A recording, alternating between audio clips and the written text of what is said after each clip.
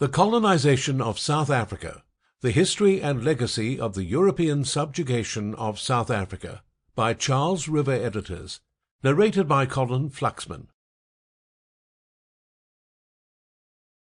Introduction.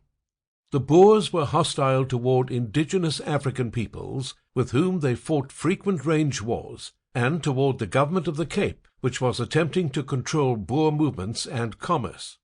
They overtly compared their way of life to that of the Israel patriarchs of the Bible, developing independent patriarchal communities based upon a mobile pastoralist economy. Staunch Calvinists, they saw themselves as the children of God in the wilderness, a Christian elect, divinely ordained to rule the land and the backward natives therein.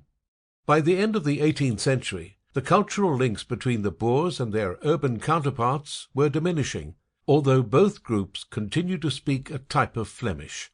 Encyclopaedia Britannica. The Boer War was the defining conflict of South African history, and one of the most important conflicts in the history of the British Empire. Naturally, complicated geopolitics underscored it, going back centuries.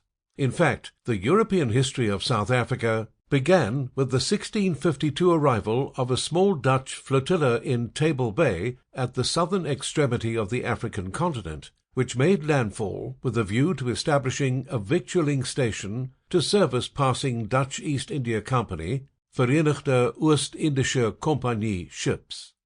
The Dutch at that point largely dominated the East Indian trade, and it was their establishment of the settlement of Kaapstad, or Cape Town, that set in motion the lengthy and often turbulent history of South Africa.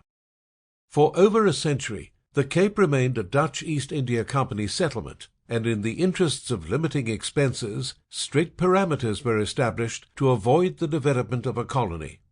As religious intolerance in Europe drove a steady trickle of outward emigration, however, Dutch settlers began to informally expand beyond the Cape, settling the sparsely inhabited hinterland to the north and east of Cape Town.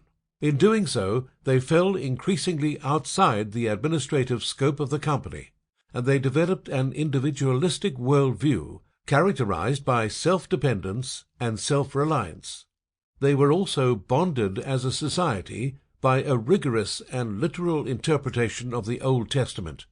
In their wake, towards the end of the 17th century, followed by a wave of French Huguenot immigrants fleeing a renewal of anti-Protestantism in Europe.